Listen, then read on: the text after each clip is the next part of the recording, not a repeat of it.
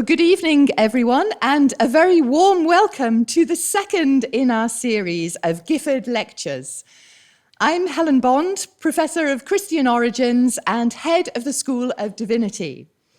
And it's my very pleasant task to welcome our distinguished speaker, Professor Susan Neiman, Director of the Einstein Forum, as she continues her series on the theme of heroism for a time of victims.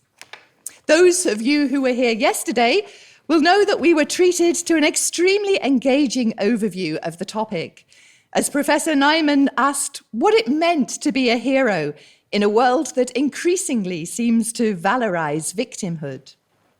This evening, we'll hear the first of her 5 examples of heroism, as she shines a spotlight on that classical yet deeply flawed hero, Odysseus. Before we begin, I should let you know that the lecture and the questions afterwards this evening are being recorded, and the video will shortly be available online at the university's Gifford Lectures webpage and blog.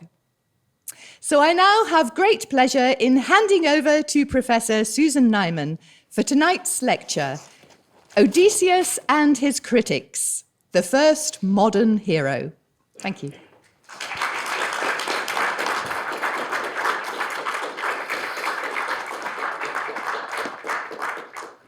Thank you, Helen. Can everybody hear me, including in the back?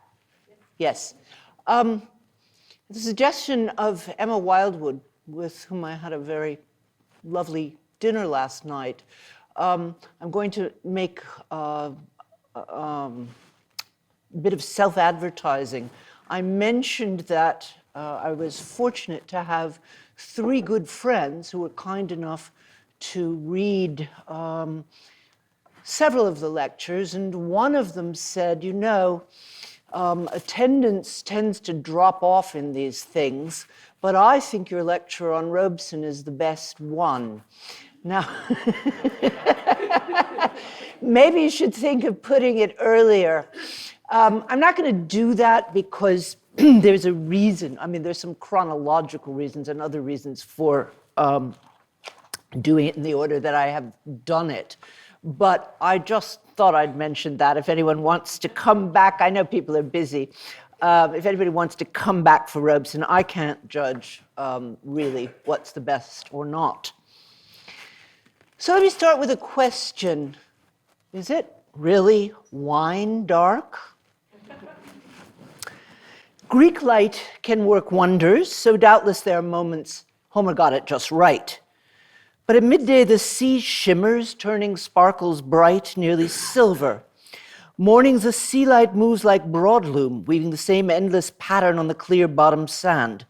Its light plays so entrancing that days spent watching it will not seem lost.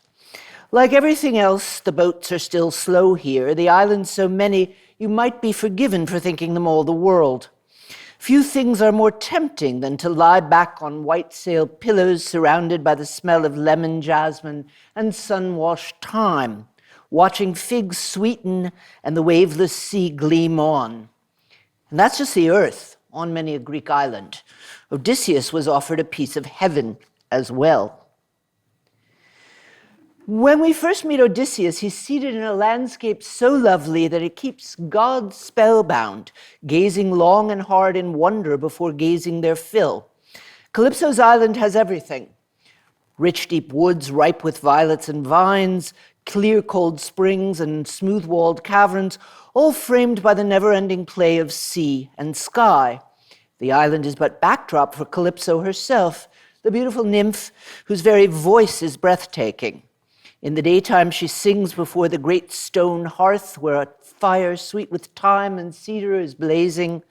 We're left to imagine what she does with the nights. For 7 long years, this has been Odysseus' own, for the goddess loves him. She saved him from shipwreck and made him an offer few men could refuse. Stay on the island as her lover and join the immortals. An endless life of sweetness without pain or woe. Yet when we first meet him, Odysseus is in tears. Alone on the shore, he scans the horizon, but not for the beauty that amazes the gods. He would settle for a glimpse of hearth smoke so long as it came from home. What an entrance for a hero. To understand what it means to be a modern hero, we must imagine an ancient one, and Achilles is always Odysseus's foil. When we first meet Achilles at the beginning of the Iliad, we meet him in rage because Agamemnon took his captured slave girl. The object matters little. Achilles' rage drives the first book as Odysseus's homesickness drives the second. Both are strong and courageous and loyal, to a point, rich and handsome and noble, skilled in battle, sport, and song. But all that is what any Achaean prince had to be, otherwise the poet wouldn't bother to mention him at all. Achilles is all those things, just more so. Odysseus is all those things, just more. Even the way the wandering hero is introduced remains an open question. Man of many parts is one translation, man of twists and turns is another. Later writers would reduce the twists to one and call him simply wily.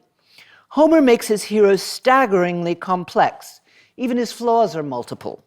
He can be cruel and impatient and unscrupulous. He acts not only against ideals, but against his own interests, often enough to make it hard to understand why some readers found him egotistic. One mistake after another keeps him from his beloved home. Then there are the tears, not only at the moment we meet him, but at multiple points after that. 21st century readers may have come to cherish men who cry, but this one goes so far as to whine, and rather often at that. Where a Stoic would push his chin up, Odysseus begins to wail. Man of misery, what next? His complaints are as long as they are repetitive. With every new blow, Odysseus launches into a litany of competitive suffering. However bad others' troubles are, he's convinced his are the worst. But the king of all the gods himself introduces him as the wisest of mortals. He's a bridge between two ages. Born into an ancient code where virtues are straightforward and easy to name, he's the only major hero of the Trojan War to survive it, and hence the one who must found a new order for the ages to come. The war itself? Starting with Heinrich Schliemann, archaeologists entranced by the poem labored to find traces of something large enough to explain the war's significance.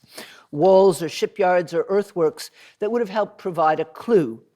They never found anything even close to it, suggesting that later generations may have turned a raiding party into an epic, 20 ships into 1,000, muddy bulwarks into Priam's walls. What matters is how the war was remembered. Until the 20th century, the West remembered it as the First World War. Technology has changed since, but not much else. The war has codes of honor that are clear and often broken, rules of war that are intricate and often betrayed, motives clear and mixed between moral outrage and simple greed, and above all, the pain of women forced to watch their men fall and their children shattered. For the Greeks, nothing bigger ever happened, and the wounds were deep enough to keep poets and playwrights returning to them 1,000 years later. Legend puts Odysseus at the conflict's beginning and end. He was one of the 100 princes who vied for Helen's hand. It was his idea to make the suitors swear an oath. Should the beautiful queen be abducted, every man who did not win her would come to the aid of the one who did. As a way of preventing war among the men who desired her, Odysseus' oath was brilliant. If only it had been sworn by neighboring princes as well as local ones, Paris could never have carried her off. Since Odysseus' oath initiated the war, it was only fitting he should end it. 10 years of fighting failed to yield a clear victory. Though the greatest soldiers on both sides had fallen, neither side would give ground. The Greeks remained encamped near the walls they could not breach. The Trojans remained besieged but unyielding. Odysseus devises a plan to break the deadlock years of slaughter. He's the one who suggests the horse so irresistible it leads the Trojans to their doom. You may wonder, could a people be so foolish or a wooden horse so large? The question has never been answered, but that doesn't undermine the story's lesson. Even in military matters, it's force of thought and not of muscle that strikes the deciding blow. It's very hard to find a moral in the Trojan War, which is presumably the point. Any war, for any reason, leaves us wondering later why anyone thought anything could justify the sorrow left in its wake. Whether ignited by a bride or an idea or a piece of territory, every war becomes a vicious, futile trap that men should avoid from the start. The Trojan War was no more senseless than any other, but it's easier to understand if you view the face that launched 1,000 ships as a face that was put on the effort. They all swore an oath years before, but it's hard to imagine men leaving their farms and their families to defend the weak-kneed Menelaus' honor if they weren't defending something else as well. When Paris came for a visit and left with Menelaus' wife and a large chunk of his fortune, he violated what international law existed at the time. Much of the Odyssey concerns the moral code surrounding guests. The difference between barbarism and civilization turns on how strangers are received. Civilized cultures wine and dine them and give them gifts before asking their names. Barbarian cultures eat them alive. There isn't middle ground. No moral principle is so often repeated nor weighted with such authority. Zeus is the protector of guests' rights and of host rights as well.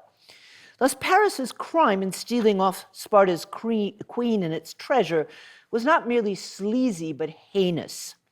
The ships that followed to bring them back to Greece were standing on principle. If wrongdoing was ever to be punished, the line must be drawn right there. Of course, Menelaus' allies were hoping for plunder as well. Motives usually come in mixed packages. So the war was Odysseus' war. His oath launched it, his strategy ended it, and anyone following the battles closely can see him at crucial points in between. Whether in combat or planning or negotiation, his hand cannot be missed. Odysseus will forge new heroic virtues not because he couldn't master the old ones, but because he saw they were no longer enough. This is crucial for his role as bridgehead between two ages, and Odysseus' hand in the war effort is not only to its credit.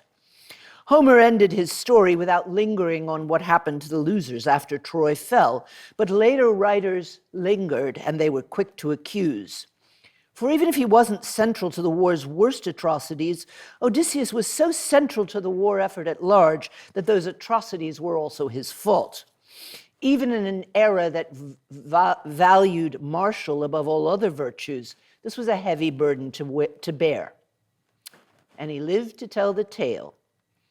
Achilles and Hector died on the battlefield and were laid to rest with the glory that made their comrades envy their deaths. Agamemnon was murdered the day he came home. Odysseus' survival makes us mistrust him. How can he be a hero if he always squeaks by? Nor is his departure from Troy particularly glorious. After leaving the ashes of the great heroes scattered on the Trojan plain, Odysseus seeks gifts to bring back to Ithaca, so he burns and loots the city of Ismaros on the way. True to form, even Odysseus' piracy is well considered. He loads up a modest store of treasure and enslaves a modest number of women before urging his men back to the ships. Foolish and mutinous, they gorge themselves on wine and cattle. The remaining islanders have time to regroup and rearm, and the sailors' excess is duly punished. Many lose their lives before Odysseus and his remaining crew row out to sea again. Even piracy, apparently, should be temperate, and this is only the first of many scenes in which Odysseus' self-control will save him, while his men's self-indulgence spells their doom. The next is only narrowly averted. They sail to the land of the Lotus Eaters, where a sweet fruit makes men forget where they came from and wherever they wanted to go. It might be hashish, it could be Netflix, whatever it is that leaves you happy to tarry watching the world go by. Heroes are fundamentally active, so the life of a sluggard never really tempts Odysseus. But the Lotus promises relief from memory and what a lot this crew has to forget. 10 years of war and camp life could make the prospect of oblivion seem like bliss. Odysseus never seeks it. He drags his men back to the ships and ties them to their benches with their eyes streaming tears, forcing them to remember the way home. They stop at the land of the Cyclops, giant brutes who know neither bread nor wine nor counsel. The giants have not yet learned to plant or reap, trade or build, to gather in communities, or listen to the gods. If the Lotus Eaters remind us how close we came to forgetting where we came from, the Cyclops remind us that sheer barbarism is never far away. It can coexist at the same time as culture, and the line between the two is easy to cross. Odysseus almost does so, and his adventures on that island show how much he still has to learn, for the trouble he met there had no need to happen. He takes his finest fighters off exploring. While his men want to grab the lambs and cheeses and run for it, Odysseus wants to find out what the land is like, whether the natives are savage and lawless or hospitable, God-fearing folk. This is part of what makes him a hero. But need he stay in the giant's cave waiting, having intruded on his property and eaten most of his stores? Odysseus' bravado costs 6 lives, for the giant mocks the gods and their heroes. The giant mocks the gods and their laws. Far from being impressed by the fame of the war heroes, the giant is happy to bash their brains in and swallow them whole for dinner. Odysseus saves himself and half his crew by a ruse. The primitive giant has never seen wine. Odysseus gets him into a drunken stupor and gouges out his eye. This is cleverer than murder, for the death of the giant would leave them trapped in the cave by a boulder too heavy for humans to move. Odysseus and his crew leave in the morning when the Cyclops opens the door to let his flocks out, with a tenderness that reminds us not even monsters are always monstrous. But first comes a trick so silly that, like the Trojan horse, makes you wonder who on earth could be fooled by it. When the Cyclops asked for his name, Odysseus answered, "I'm called Nobody." The point of the dodge is clear the next day as the giant bellows in pain that nobody hurt him. His fellow Cyclops turn away. Why should they come to his aid if his troubles were caused by nobody but sent by the gods or fate, against whom resistance is pointless? It's not the last time Odysseus is in a quandary about whether to reveal his name and origin. His suppleness is decidedly unaristocratic. Odysseus is as convincing a beggar as he is a king because he cares little about the difference between them. But care he still does, enough to risk all their lives rather than stay anonymous. The moment he and his crew are safely shipboard, Odysseus shouts a taunt which makes the blinded giant throw a mountain, causing a tidal wave which nearly sinks the ship. Heedless of his crew's pleading, Odysseus shouts again. "It was Odysseus who named you, Laertes' son from Ithaca." The risk he takes is so foolish it sounds like teenage swagger. Odysseus is on the cutting edge of the modern, and the epic heroes he grew up with depend on their names. There was no glory without a signature. Sometimes he locates himself in what he makes himself to be, but he cannot help but look back to a frame in which his nature is decided by father and fatherland. What does Circe stand for? Roget's Thesaurus lists Circe as a synonym for lustful. She's the witch who does what men most fear, beguiling them with a lust so dark and potent, they lose not only their reason, but even their human form. To say she uses a magic drug is to say we don't know how she does it. Circe is Eros built as snare. Her cups are golden, her wine is sweet, and her bed, we're told, is flawless. Before erotic power like Circe's, even men who have fought wars and vanquished giants are stammering and helpless. Only Odysseus can tame power that strong, and Circe knows it. He's the only mortal she cannot enchant. She wants him all the more and calls him to her bedroom after she's turned his men to swine. He makes her swear oaths and disenchant his crewmen before giving in to pleasure, and for one long moment, Odysseus has it all. He remains perfectly human while feasting in senses, as Circe's maidservants pour him wine on crimson and silver tables, bathe his sea-washed body, and rub it sleek with oil. After their stint in the pigsty, his men are younger and handsomer than ever, and they settle in for the unbridled feasting that lasts for a year. For Circe's words are no less seductive than everything else she offers. I quote, "Now you are burnt-out husks, your spirits haggard, always brooding over your wanderings long and hard. Your heart's never lifting with any joy. You've suffered far too much, end quote. As we were men, Odysseus recalls, we could not help consenting. It's his comrades who call his tarrying madness and remind him of his bed at home. To get there, he must go through hell. Even Odysseus shudders at the prospect. In tears, in despair, he asks for a god. No one has ever sailed to the land of the dead and returned. But Circe reminds him that he's the royal son of Laertes, born for adventure. He need only spread his sail, follow her directions, pouring libations here, turning down rivers there. By the time he crosses the Styx, he knows what to do. Hades' ghosts come alive just a little when they drink sacrificial blood, so they crowd round Odysseus when they see his killed black sheep, as Circe instructed. One of the ghosts is the hero's mother. He weeps to see her phantom and longs to embrace her, whom he last saw alive when he sailed for Troy. But Odysseus no more gives way to emotion in this case than anywhere else. He will not let his mother's ghost see him till he has followed instructions and given the first drink to Tiresias.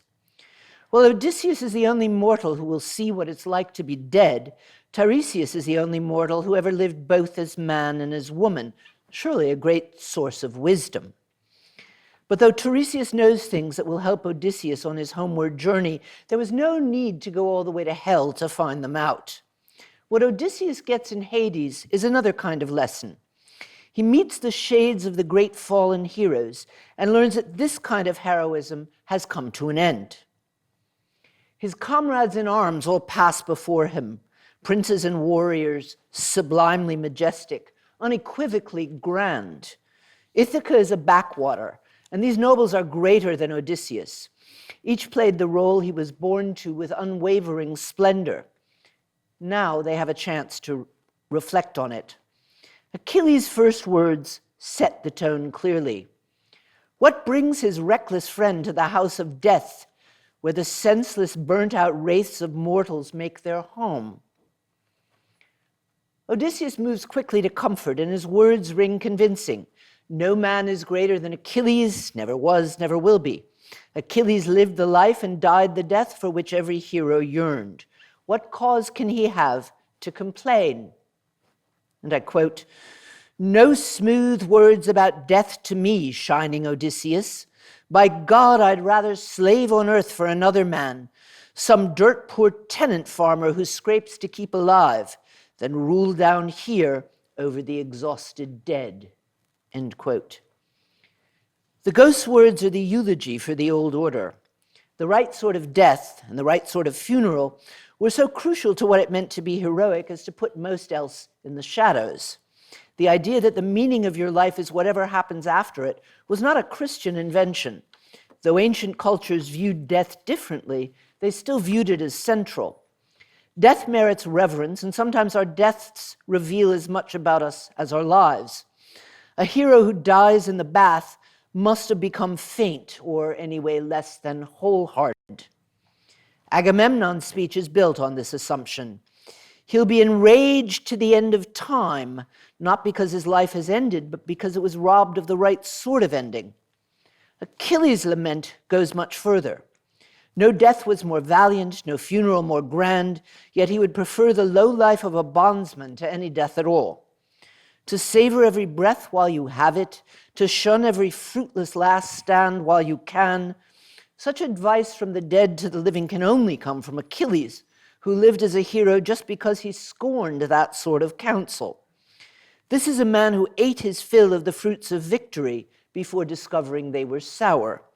If Achilles says it wasn't worth it, it's time to rethink what heroes should be.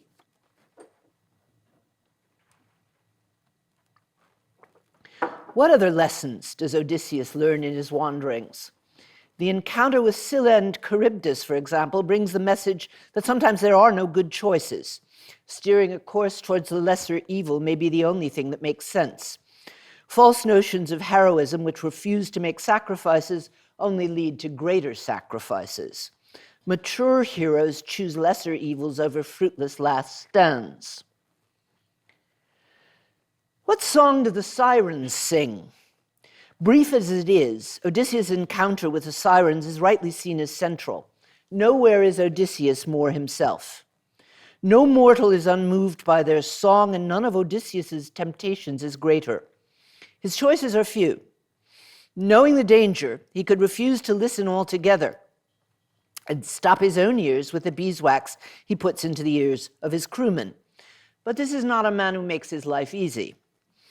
He protects his crew from temptation, but lets himself feel its full force. Having ordered the sailors to tie him to the mast, Odysseus will listen to every sweet note, feel the pain of all he's missing. In the moment he hears the sirens, Odysseus is tempted to be a romantic hero, throwing caution to the winds and himself into the waves, willing to go to the depths forever for a moment that feels whole. Much as he begs the crew to untie him, they row on. They will never understand his pain. The sirens do. That's the secret of their seduction. What they have to offer is not any old music, but the lure of understanding.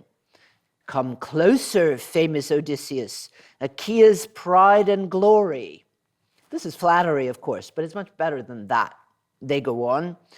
We know all the pains that the Greeks and the Trojans once endured on the spreading plain of Troy, when the gods willed it so, all that comes to pass on fertile earth, we know it all.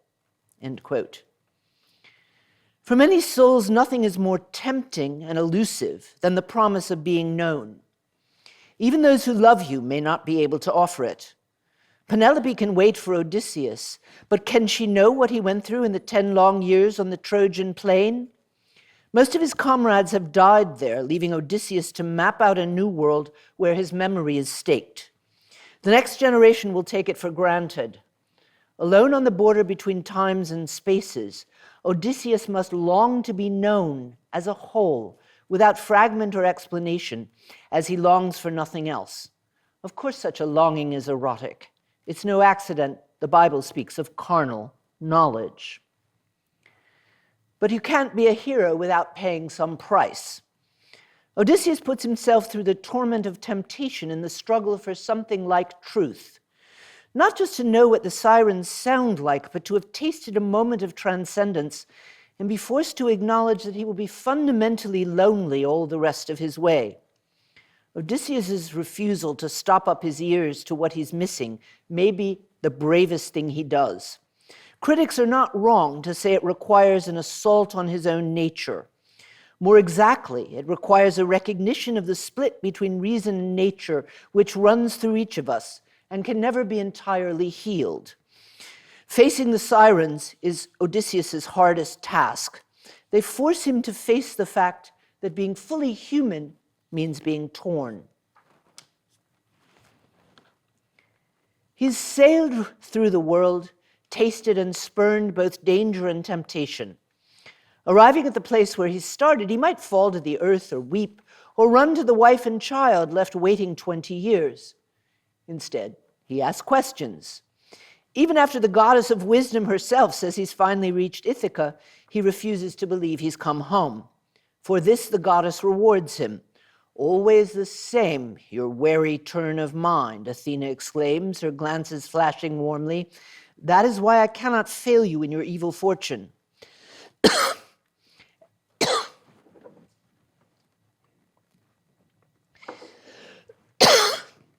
Everything you may love and hate about Odysseus is condensed into his homecoming. After 10 years at war and 10 years at sea, you want him to rejoice and run and sing out loud. His reserve is almost maddening. Some of it, to be sure, is reasonable. From the coastline, most Greek islands look equally alluring. Odysseus has been washed up on so many shores, hoping against hope that he'd found the right one. It would be foolish to kiss the wrong bit of ground. Anyone who's ever sought her heart's desire and found a mirage instead will understand his caution. And the voices of the dead have given him warning. Agamemnon's bloody homecoming is always in the background. The wife he longed for could just as well embrace him as stab him in the back. And even if, as rumor has it, she's never betrayed him, he cannot know who else is faithful. His house is under siege. 100 suitors have overtaken his estate. They are degenerate and menacing, and though they are rivals for Penelope's favor, they behave like a mob. Willing to plot to kill Odysseus' son, they can hardly be expected to welcome the father's return. Odysseus returns to the palace disguised as a beggar to learn the lay of the land before he retakes it. Still, readers have puzzled over Odysseus' caution towards Penelope. He cannot really credit Agamemnon's warning after he sees her. There's no lover waiting to murder him, just an impatient crowd of suitors bullying a powerful, heartbroken woman whose very resourceful strategies have reached their end. Does he want to win her and test her all over again? Did she love him for the sake of appearances, the king's fortune, the young lord's physique, or would she stand by him as a ragged beggar? Who has never wondered how far a love goes? Now, this is a story with happy endings, so we're never really in doubt. Even as a worn-out old beggar, Odysseus outdoes every man in every way. He can invent poetry and lies good enough to impress a goddess, string and shoot a bow others can barely lift, and when he finally appears in his own form, his presence is so magnificent it puts younger men to shame. Thanks to all his good planning, he needs but 2 loyal men to slaughter the mass of interlopers. As elsewhere in this story, David trumps Goliath every time. The king and the queen win each other all over again, for Penelope is the only woman alive who is Odysseus' match in cleverness, steadfastness, and care. Both have a dignity so radiant that we're hardly surprised when the last trick they play on each other turns into the marvelous symbol of the marriage bed. "All right," she tells a servant, "make up his bed in the hall." The suitors who plagued her are slain. The man who has killed them might be her husband. Just like him, she holds back her joy till she's tested to her heart's satisfaction. Her husband is the only man on earth who knows that his bed cannot be moved by anyone but a god. For he built their bed himself, part of a living olive tree inside their courtyard from start to finish, boring holes and fitting ivory, lopping off leaves and finishing stone. As Odysseus describes the craft he lavished on the bed, you may come to feel it's his finest achievement. There's no doubt it's a labor of love. Most critics emphasize the book's oppositions. Odysseus, they complain, is too much reason and not enough nature.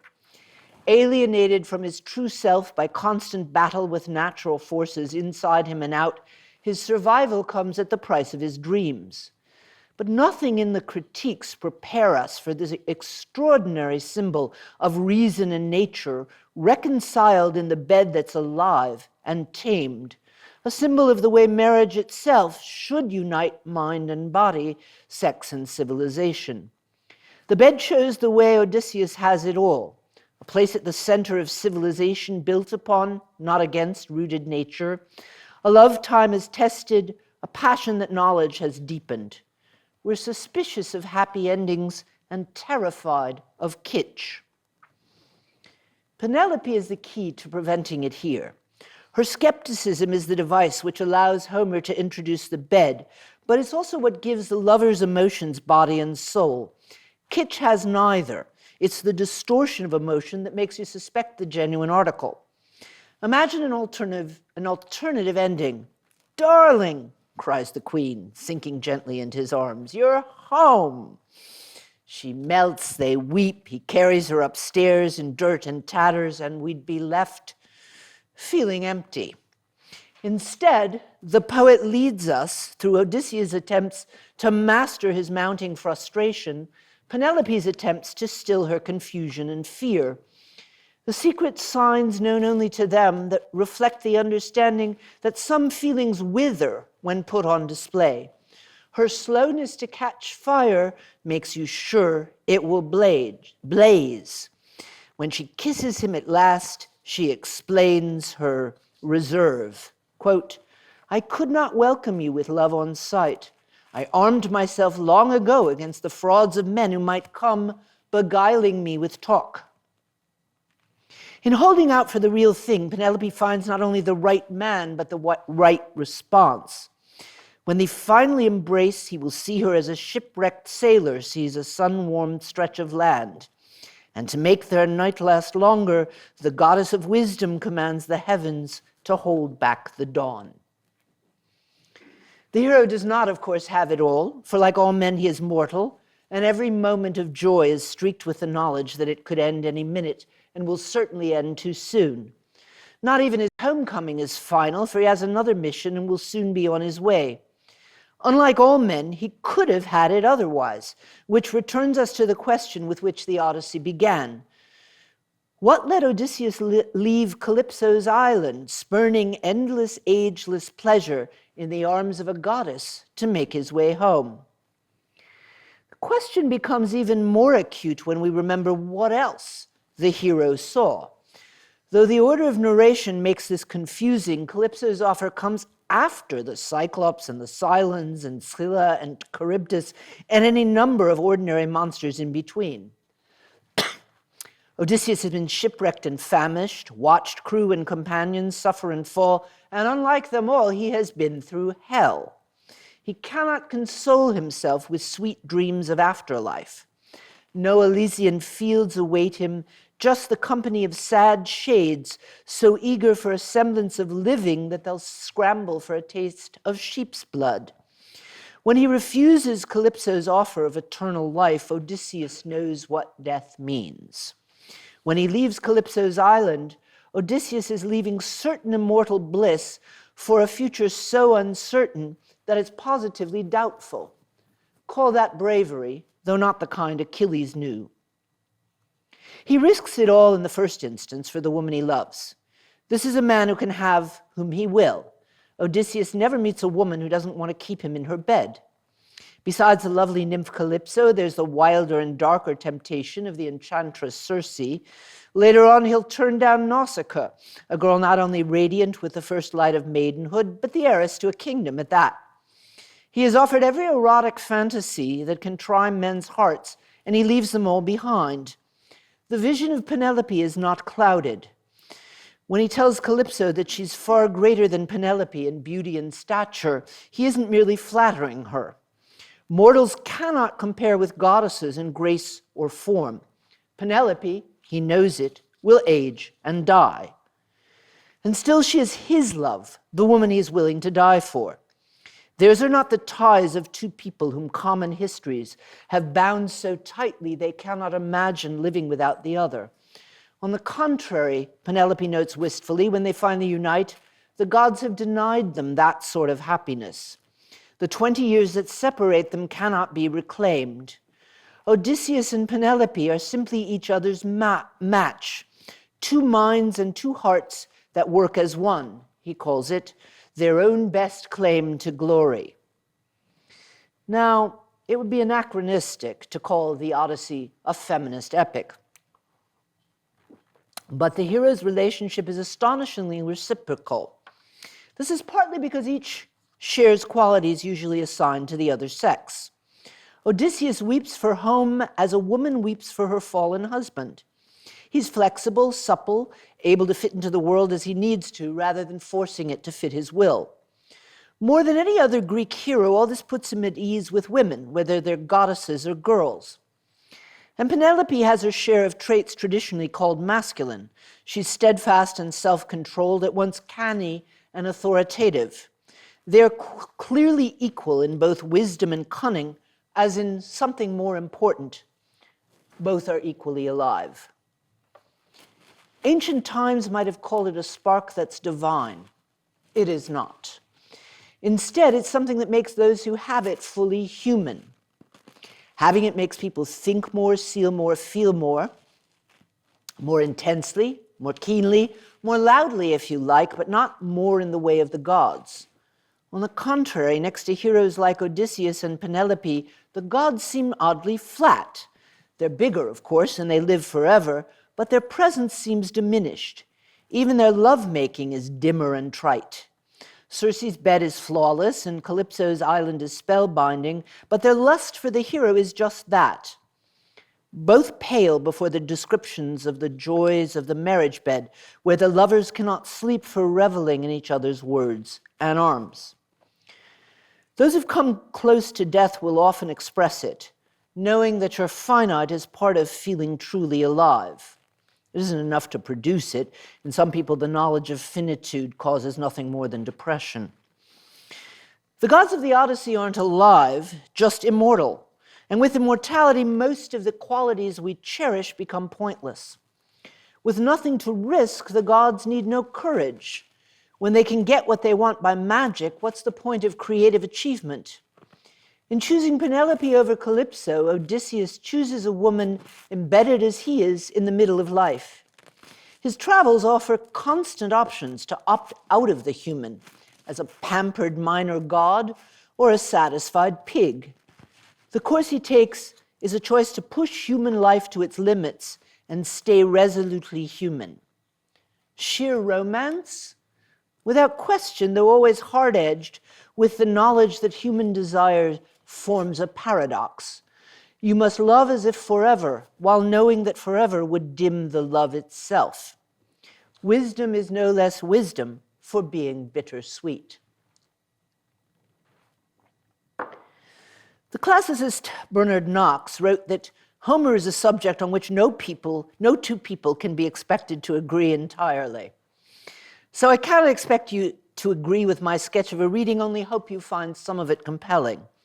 Nor do I come to the Odyssey as a classicist or a historian, so I won't address important questions they're better equipped to take up.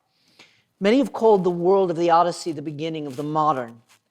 What do criticisms of Odysseus tell us about our relation to modernity?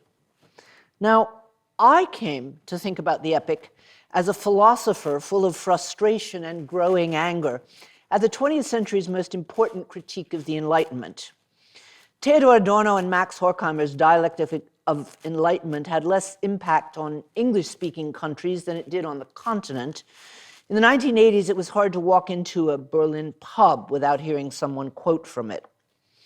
Much as I've come to loathe the book, it captured the core of most of the charges laid against the Enlightenment, and most readers find its chapter on the Odyssey the most memorable.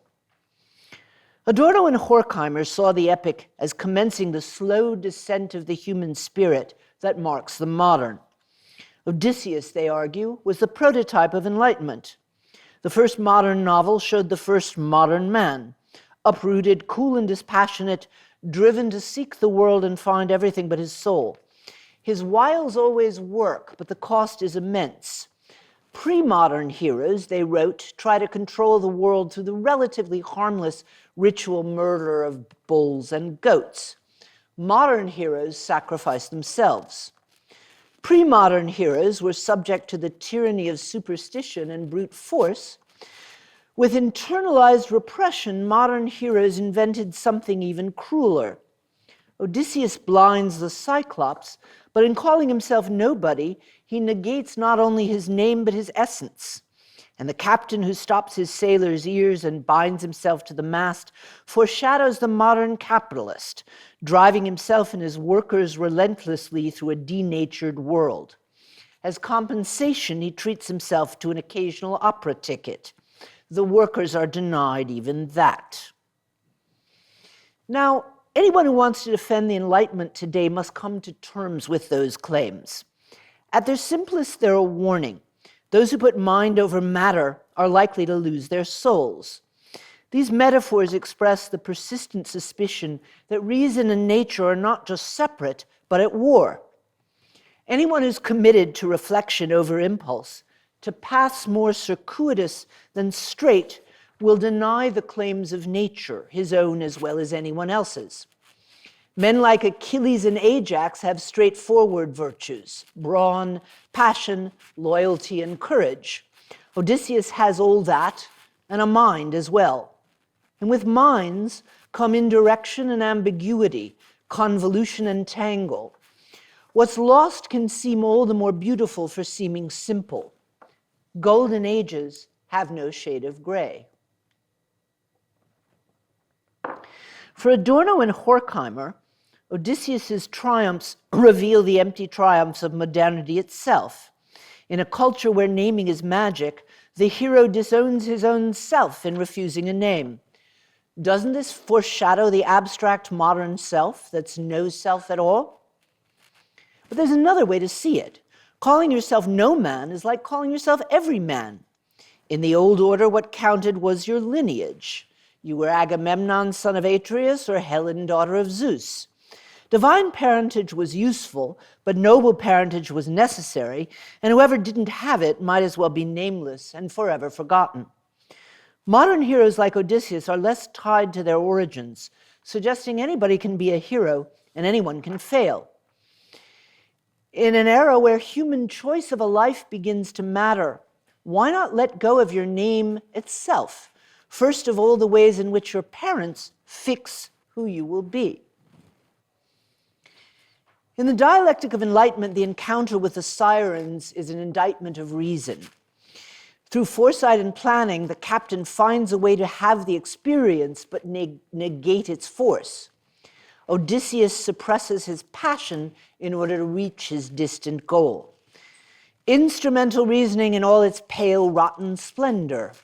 Here, they argue, the modern subject uses reason to dominate nature, his own nature first of all, while leaving a small space for the sterilized version of nature and passion we've come to call high culture.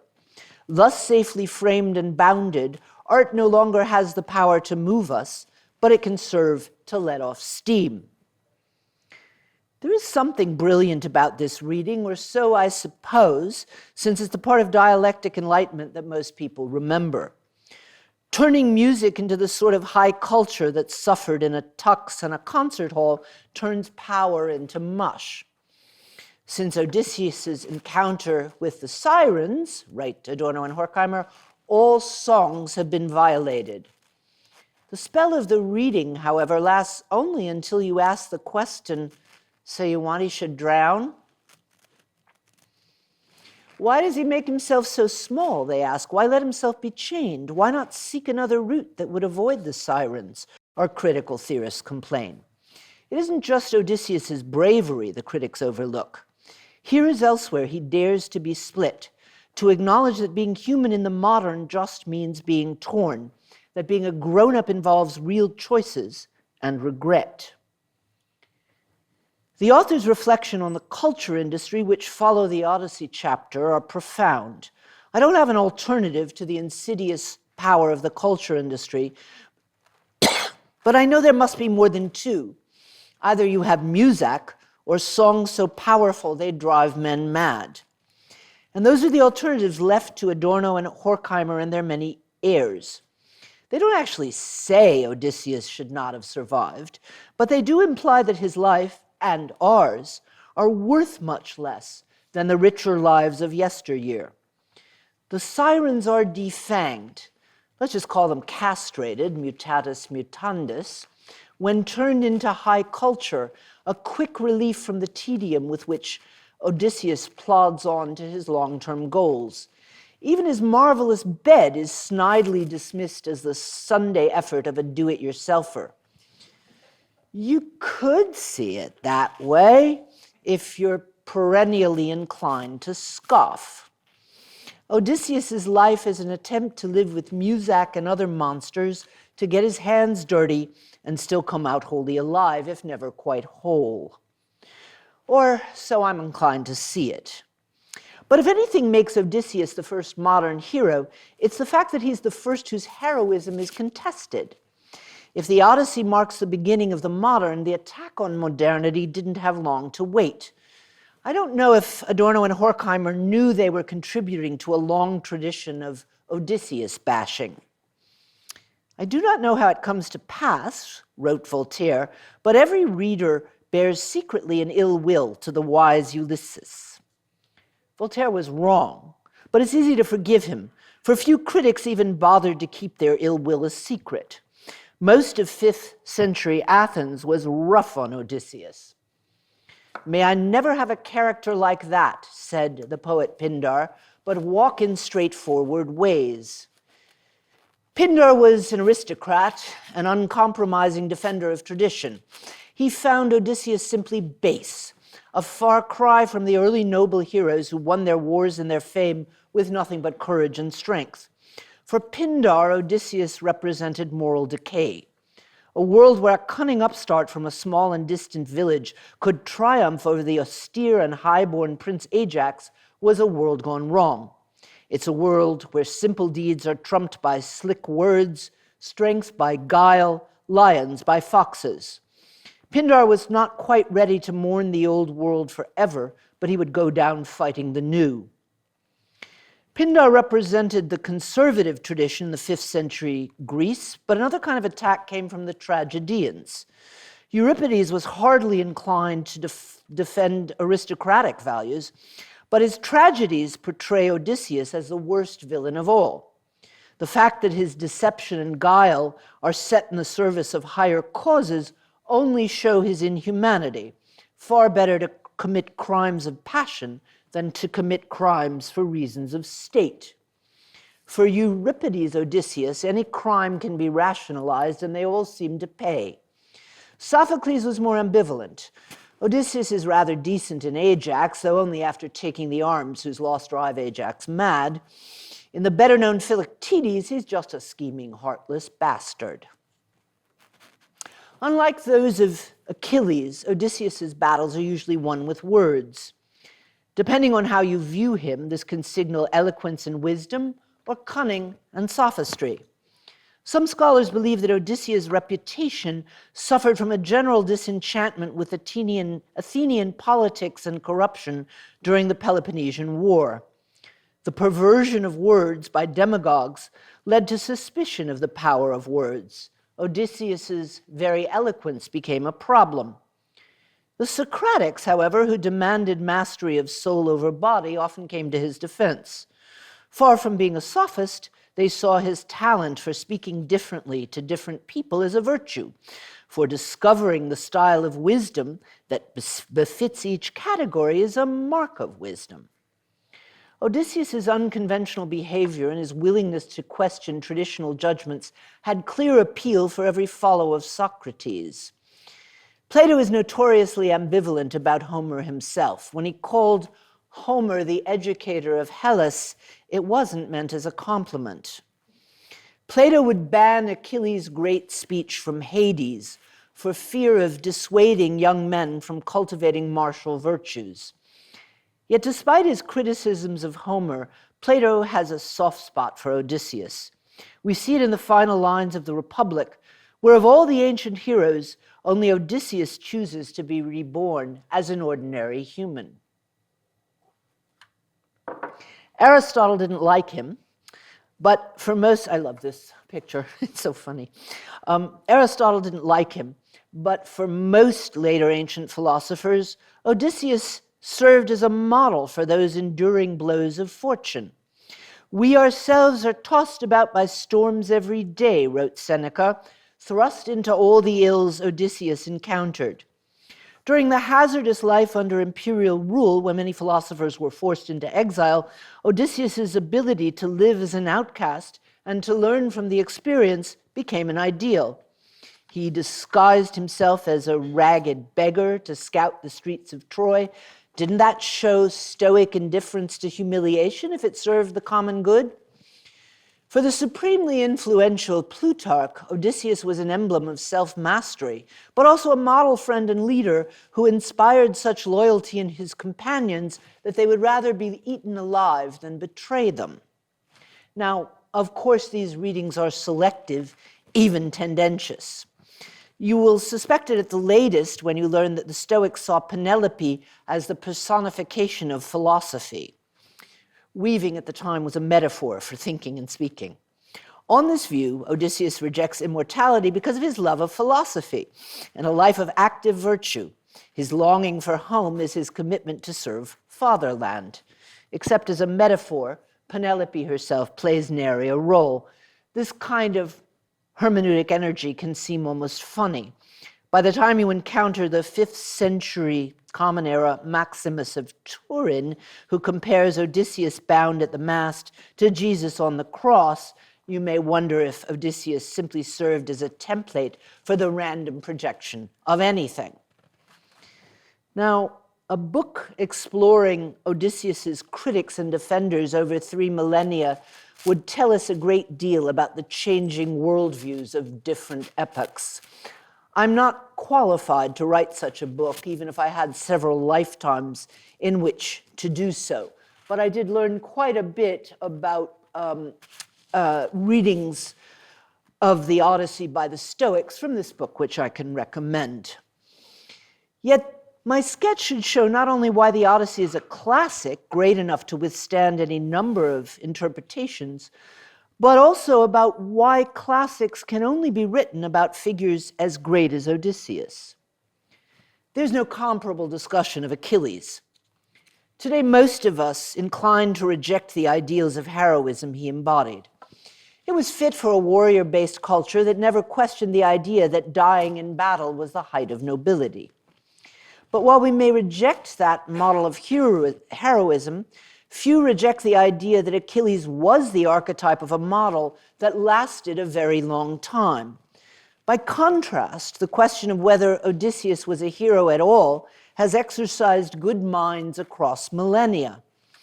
My inclination to defend Odysseus against his critics is rooted in the thought that if we cannot valorize Odysseus, most people will opt for one or another version of Achilles.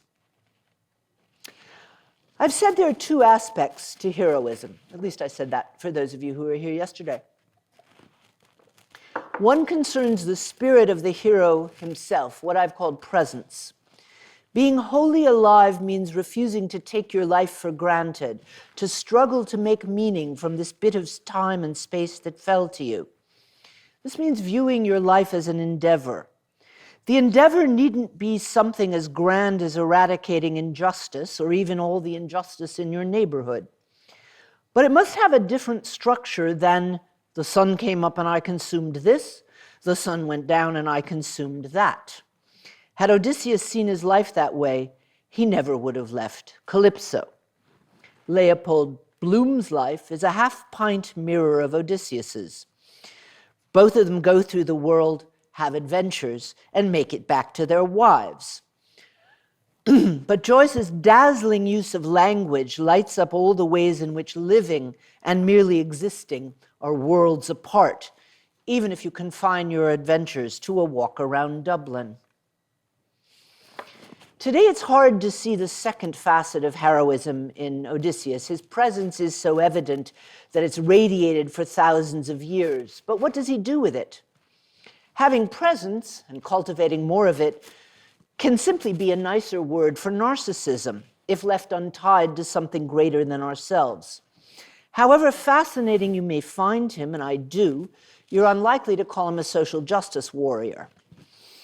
Many of Odysseus's qualities are those of ancient heroes, whose courage and strength are untied to moral distinction. In the Iliad, neither mortals nor immortals have ethical qualities at all. They reflected the social world that created them, which had yet to dream of a cosmos ordered by justice. Fate is not the same thing as providence. Obligations were interfamilial and might govern relations between guest friends, but social consciences are hard to find. Even homicide was no crime in a public sense, but a personal assault on a family which a family might decide to avenge. Only in the Odyssey, argued classicist Moses Finley, do we begin to see the idea of obligation to principle rather than people, and with that, the rudiments of social justice. But rudimentary it still is. Odysseus stands on a threshold. Much of what we find jarring in his exploits today are things that Achilles and other heroes would find perfectly normal. Wars and pirate raids were virtually identical. Few deposits of metal existed in Greece, so its men went raiding for the copper, iron, and gold they needed for plowshares as well as swords. In a warrior culture, slaughter itself was honorable. At least as important, Homeric culture was bound by strong hierarchies still in force long after him. The psychiatrist and classicist Jonathan Shea, author of the superb studies Achilles in Vietnam and Odysseus in America, argued that Odysseus should be court-martialed for being cavalier with the lives of his men. as whether he would be in a world where lives are equal. That just isn't the world Homer inhabited. Adorno and Horkheimer, like their 5th century predecessors, view the rise of Odysseus as the waning of heroism. The noble age had ended if men like him prevailed. Pindar blasted Homer for leaving the multi-layered, ambiguous Odysseus alive, while the straightforward noblemen of old receded into shades. Some later Stoics objected to Odysseus' repeated complaining and took him to task for being unmanly. He might have called them inhuman, for the Odyssey reminds us that heroes rarely feel heroic inside. My return to the Odyssey is an unashamed appeal for a hero whose strengths and weaknesses match the modern world. In many ways, he's no model at all. I'm willing to overlook the residues of feudalism and sexism as par for any 8th century course, but I do without his piracy and bragging and some of the whining as well. But Odysseus' achievements are imaginable because he's imperfect. Unlike role models, heroes are full-bodied and hot-blooded. The Odyssey is not just a tale about staying, but about being alive. What makes its hero modern? The fact that the noblest man in Ithaca is a swineherd is not an argument for republicanism, but unlike the Iliad, whose servants and soldiers are merely props, Eumaeus opens a door to a world of equal humanity. Nor is Penelope's ability to outmaneuver 100 men in her hall an argument for gender equality. Yet, however later commentators tried to turn her into a symbol, the Odyssey is closer to a modern romance than anything else in the epics. The abduction of Helen is about an obsession, not a love story. Modern is not just the Odyssey's foretaste of unanchored identity or the appeal to brains over brawn. It's also Zeus's claim at the outset that the gods are not responsible for human fate. In the Iliad, they were, and without anything we can see as a morsel of justice. In the Odyssey, the gods are still there, like other forces of nature, and they help and they hinder us as other forces of nature do. The Greeks called Olympus what we call contingent. Here and there, a deity offers disguises or potions, but compared to the tricks used by mythological heroes from the Welsh sagas to Harry Potter, whose heroes are turned into eagles or rats or dipped in immortalizing rivers, the magic in the Odyssey is piddling. Odysseus' actions are as down-to-earth as they are enlightened, broken down into steps anyone could follow. Want to win a battle? Defeat a monster? Resist temptation? The Odyssey is full of instructions and examples whose goal is to free us from fear by breaking the spell of enchantment. Modern is also the recognition that taking fate into our hands will not end the cycle of pain. Plato records an argument about whether Achilles or Odysseus was the better man, and he never quite decided. Rereading the Odyssey shows that choosing between them is not a problem of modern or postmodern life. Both men are heroes, few could be more different. Odysseus has an eye for the ordinary, which Achilles disdains. He makes sure everyone eats before battle, while Achilles declares he can run on pure rage. Odysseus is as democratic as Greek princes ever get. 17th century readers were disgusted by the fact that he slept in a pigsty and missed the fact that the swineherd's welcome is so magnificent it puts nobler dwellings to shame. Odysseus is cautious where Achilles is brash. Imagining how the latter would have faced the Sirens is an interesting exercise, but we cannot imagine Achilles stooping to put beeswax in his crewmen's ears or letting them tie him up. Odysseus' motives are usually mixed. Is he traveling to get home to his family or to see the world on his way? Achilles' actions are so straightforward that it's sometimes hard to see any motive behind them at all. When he finally joins the battle, it wasn't the result of deliberation. Achilles acts with absolute certainty. His fate has been foretold. He knows he will die at Troy. Odysseus' certainty concerns himself and his powers alone. Knowledge of what awaits him is radically incomplete. Wherever he seems certain, he's certain about no more than himself. Their encounters with women are as different in number as they are in kind. Achilles covets one or another slave girl. Odysseus has complex erotic and other relations with a host of women before leaving them behind for the wise, middle-aged love of his life. Whatever his reasons for wandering, Odysseus is eternally cosmopolitan. No wonder James Joyce made him a rootless Dublin Jew. This gives him depth and loss at once. He's never entirely at home abroad, and he will always be abroad at home. It's this that gives him the alienated quality his critics find shifty. You cannot take the relationship between self and world for granted if you've seen very much of it. Achilles' courage, like his other virtues, is completely natural. His virtues are those of unforced innocence. There's no gap between desire and action that must be explained or fulfilled.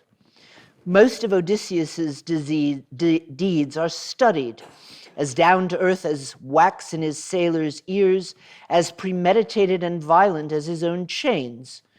For Adorno and Horkheimer, he uses force on himself and misses life in the bargain. They're right about the former. His encounter with the Sirens can serve as a recipe, how to conquer fear for those who are not born fearless. Perhaps you like your heroes to be naturally valiant, ready to rush into frays without hesitation or doubt. It's one way to convince yourself you needn't be heroic. If heroes can tremble and cry and falter, you could also become one, especially if given instructions that model design. Achilles would have curled his lip and jumped into the sea, sword in hand. Perhaps he could even have taken a siren down with him. The Iliad and the Odyssey have been called the Greek Bible. Together they form the central source book for later Greek culture, and from that, much of the rest of Western culture as well. We can use them to chart our own fortunes because whatever else has changed since they were written, the alternatives are much the same. Achilles is a romantic hero, while Odysseus, though he undertook one of the more romantic acts in the history of literature, is not. For perhaps the most important difference between them is the difference between a tragic death and a story with a happy ending. A romantic hero who lives into ripe old age becomes a cartoon or a fop, and a man who lives out his time cannot, we imagine, be a real hero. Thought through to the end, the figures of Achilles and Odysseus reveal our ambivalence about the idea of the hero itself. Neither Pindar nor Adorno went so far as to say it, but their suspicion of Odysseus turns on the fact that he comes out alive. Then as now, we like our heroes tragic. Nor need you accept the principle to respect someone willing to die for it. You may loathe the style Achilles stands for, but honor the fact that he stood and fell for something. By contrast, Odysseus's uncanny or canny survival awakes suspicion that he stood for nothing at all. None other than the great romantic hero says this is mistaken. We have Achilles' word that magnificent deaths are hollow. With characters like Odysseus, we'll never know for certain, but we'll suspect his motives are as mixed as ours. He's unsettling because he's so recognizable and so close. His strength and his beauty are mythic. But we could, in principle, have his wisdom and his wiles, his loyalty and courage, his willingness to test the borders of the known world. We surely have his flaws.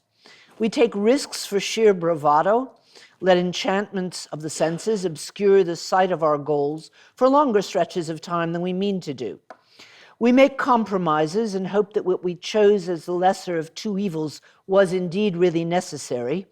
Our judgments are uncertain, and still they must stand.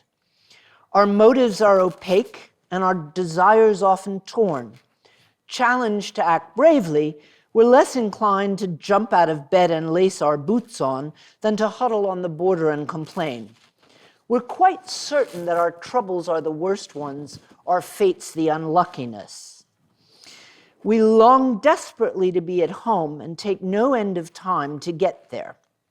If Odysseus can be a hero, then so, in short, can we. Thank you.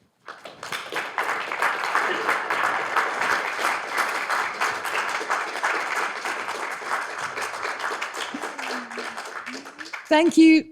Thank you very much, Professor Neiman, for a very rich and stimulating reading of an ancient hero. I think you've more than made a case for him as an enduring appeal. And I really like your comparison at the end between Achilles and Odysseus too. Lots of very interesting things to think about. So we've got plenty of time for questions. In a moment, I'm going to give an opportunity for those of you who need to slip away to do so. But first, I want to mention two further ways in which you can engage with Professor Neiman's ideas. The first is the blog. We're holding an online discussion throughout the fortnight of the series on our Gifford Lectures blog. This is led by Victoria Turner of New College, who's sitting here by the front. To follow and contribute to the discussion, you can access the blog via our Gifford Lectures webpage. And the second thing I need to mention is the seminar. You are warmly invited to attend the Gifford seminar, which is going to be held on Wednesday, the 11th of May, from 1 o'clock to 2 o'clock in the Rainey Hall at New College. Details, again, can be found in the Gifford website. So please do mark the Gifford website. There's lots of extra material on there. So if you need to slip out, please take the opportunity to do so now. And the rest of you can think about questions that you'd like to put to Professor Neiman. So if you do have a question, please put your hand up and wait for the cordless microphone. I'm just looking at Mark. Is this the only cordless microphone that there is? Okay, we had a slight technical problem with one of the other clip-on microphones, so I'll pass it over. Does anybody have a question? Sarah.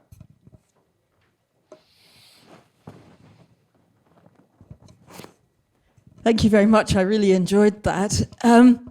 What about Telemachus? So, who I'm always absolutely fascinated by. I can't stand him. Is he a foil? The relationship between him and Penelope is so interesting. Are they two different sides of Odysseus? Is Telemachus there to tell us what Odysseus, you'll never be the man your father was? Ooh. Or is there an extent to which sometime he is meant to be, and what about, I mean, Mary Beard, you probably know when she gave the Gifford Lectures a couple of years ago. She starts off one of her books talking about Telemachus sending Penelope back to the women's quarters as the sort of start of everything that goes wrong in Western literature. Any thoughts on any of that?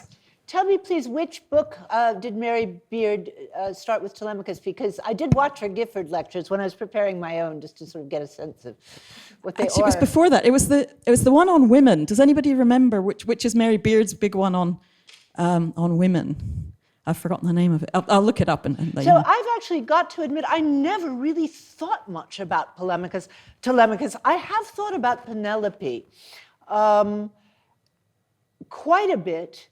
And I also have to say, I read too late to really incorporate it into this lecture, but Margaret Atwood's Penelopead is a really thoughtful and interesting piece. And I read it, somebody said, haven't you read that? And so just before I left, and I'd already written this lecture, so I didn't incorporate that.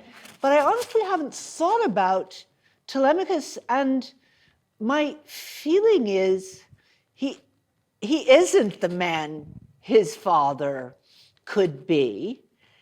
And I'm not sure what Homer meant by that. I will think some more about it. I mean, possibly, but this is a thinking on my feet without ever having thought about it before kind of an answer. Possibly he's underlining the fact that not everyone is a hero, although he does go looking for his father. I mean, he does try to do something besides simply sit there and wait. And so then the question is, but why doesn't he, and why is he so bizarre towards the end? You know, is it to show that perhaps it's easier to be a hero if you have a good role model at home, and his father, having been gone since he was a baby, you know, was a wound and a lack of example? Possible. But I will think about it more. Thank you for the question. Why don't you like Telemachus? But I suppose top of the list is the feminist. Sorry. Top of the list is the feminist one. I mean, that he does start off by trying to send his mother, you know, trying to show he's a man by sending his mother off to the women's quarters. And one way of reading it, if you like a feminist reading of it, is to say that Penelope wins because, you know, after Telemachus has been one of the gang of four who loose the arrows and all that, after he's shown that he's not up to bending the bow of his father, Odysseus and his parents just sort of say, okay, that's fine, off you go, we're off to bed now. And then you get this sort of 3-day epic sex scene. Yes, she does. And I mean, he criticizes her for being heartless at one stage where she's not acknowledging him. And of course, she shows that she's also way smarter than her son is. Absolutely. But, so it's possible that he and Penelope are kind of foils for each other. I mean, there are all kinds of things you could do with it, but yeah, I don't like him because he's lacking all the heroic qualities of both of his parents, I suppose. Yeah. I mean, look, this was also to Victoria's question yesterday. What do we do about the sexism that, you know, was sort of, you know, pervaded everything mostly until, about a decade ago? You know, I mean, there's no one, possible exception of George Eliot, as I'll try to show on Monday. There's no one who would meet our standards for a non-sexist novel, piece of philosophy, play, whatever it is. It's so you have a choice, it seems to me. There are people who just don't want to read anything that was written before about 10 years ago. And I just feel we're depriving ourselves of so much beauty and wisdom if we do that. That the way that I read things like that, I mean, you know, Penelope has strengths, and she's definitely a stronger woman than, you know, not just anybody else in Homer, but in quite a lot of the tragedies, with the exception of Antigone. But, you know, I like moral progress, right? And I think that people who want to ban books that were, by our standards, sexist and racist. I mean, there are some things that I wouldn't give students today, but, you know, if you ban everything that was sexist and racist by our standards, then, you know, you can't appreciate that in some ways, I mean, we screw up a lot still, but we have made some progress. And that seems like a lesson worth learning among many from classics. Yes, question there. Thank you very much. I suppose my question is related to what you've just said, and the fact that, of course, the building we're in, which is now called 40 George Square, used to be called David Hume Tower. In fact, it's a question about David Hume, which is, and thinking about what you've said about Odysseus and others, I'm thinking about the role of the anti-hero in the way that you're approaching this, particularly the veneration of the anti-hero, the popularity of anti-heroes, and perhaps the problem of what David Hume identifies as the rough hero, the hero who is heroic because of their flaws, not despite their flaws, like the anti-hero.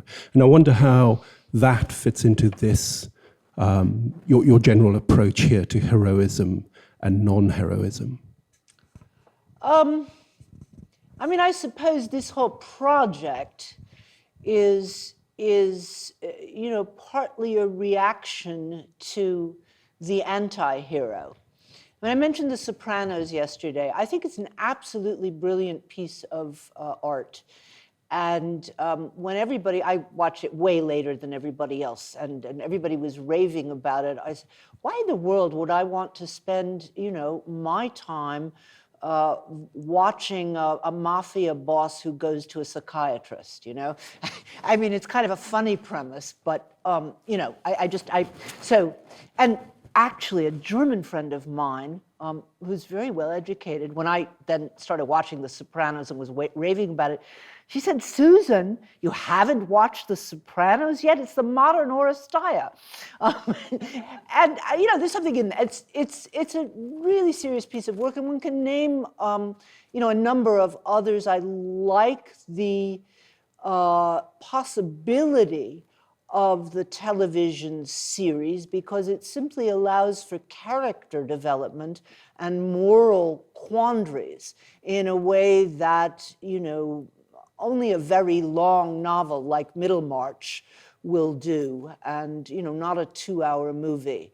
Obviously, not every television series lives up to that, but, it's a thought. So although I can get interested in anti-heroes and find something about, a sort of progressive degeneration true. We do know there's something realistic about it. True and deeply interesting.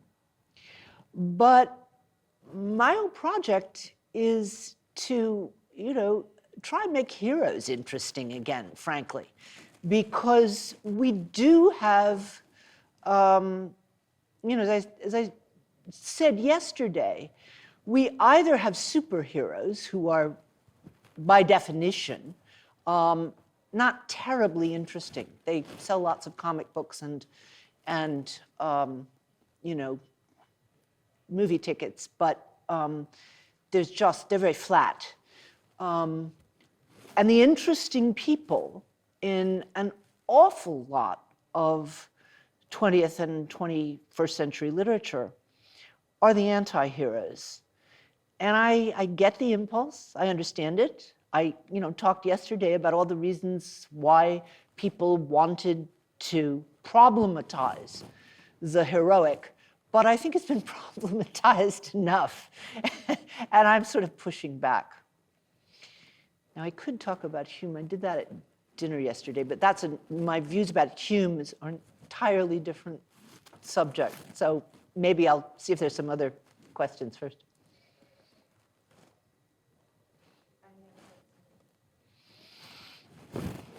If I may just offer... Oh, the microphone's coming. Thanks very much. If I may just add a very small question about Telemachus further, to suggest that the reason why Telemachus starts it off is because you've got to have your hearers having something to hold on to.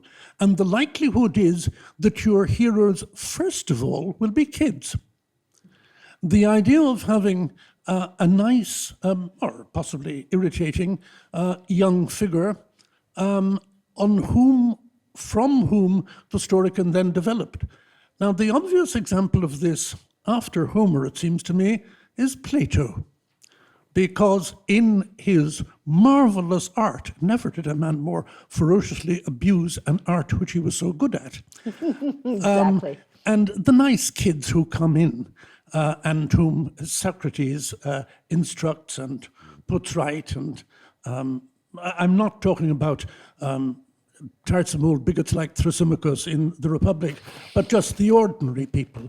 And that goes on in the business of storytelling, which obviously Homer has influenced down the centuries. I mean, you get it with Walter Scott, trying to make sure that you have a fairly commonplace figure on whom to fix. It's the same principle as you have Dr. Watson explaining what it is like to know Sherlock Holmes. And it's the basis, of course, of so many forms, popular works for children from which, as they grow older, they can progress to something more. But anyhow, I'm suggesting it's a narrator's device. That is interesting. I guess I will have to give Telemachus some more space than I did. And I entirely agree with you about Plato for all his going on about banning the arts. I mean, the passages of Plato that everyone remembers are the myths and the similes and the examples. And yeah, it is it's a very interesting statement about, or lack of statement really, or a paradox about what we do with philosophy. And I do think something went wrong when philosophers followed Plato's ban or exclusion of the arts from our republic. But this, of course, is partly because they didn't have a sense of humor, and Plato did. Oh, you think he was being funny when he did that? Yes, Really? sure. I never thought of that. Yeah. You think the doing of that, but like take Achilles' speech, which one can understand. He doesn't want young men in particular to read. Plato actually does think that women should be educated in the ideal republic, which is a rather radical thing to say. But it's many things are going to fight the wars, and they therefore should never ever read in many ways, the most important speech in the Odyssey. You think that's a joke when he says it should be banned? I think that joke is very, very much there. If you simply look Huh. at the Republic, beginning with Socrates apparently remembering through 10 books a series of conversations he had, most of them, of course, being monologues from himself, but Socrates, we are supposed to be told, can remember all of this and spew it all out. Which obviously he can't. So you're starting out Okay. with a joke. Okay. That is it's really a different perspective on Plato than any I've ever had. I haven't thought of him as particularly funny, but I'll go back with that in mind. Any other questions? I think we may just have time for one quick. Oh, yeah.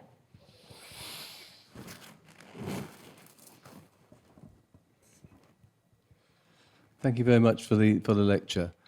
Just one maybe more light-hearted question, which is: do you think James Bond is moving from being an Achilles type hero to an Odysseus type hero?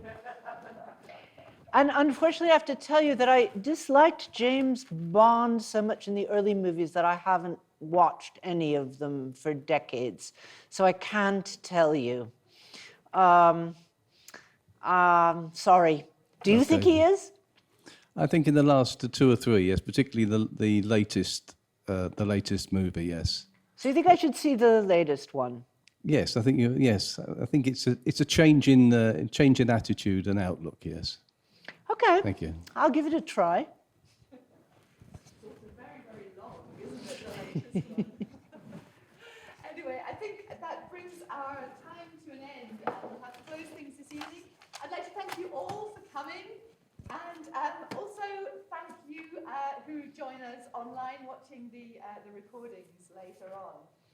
So Professor Neiman will continue her series here on Thursday evening, same time, same place.